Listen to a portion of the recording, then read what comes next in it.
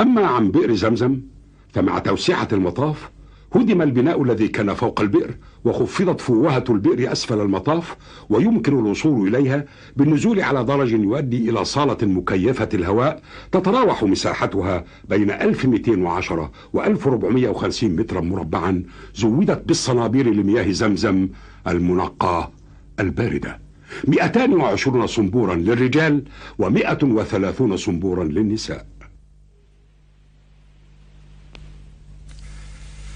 وهذه الصنابير جميعها تستمد ماءها من خزان كبير لمياه زمزم يقع فوق باب السلام، وكذلك من الخزانات الجديدة الأخرى.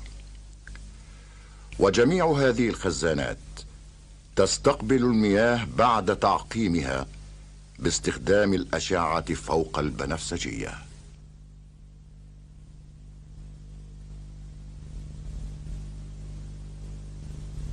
أما البئر نفسها فتوجد الآن داخل هيكل من الصلب، ويمكن مشاهدتها من خلف الأبواب الحديدية، حيث يمنع الاقتراب منها أو إلقاء أي شيء فيها كما كان يحدث في الماضي.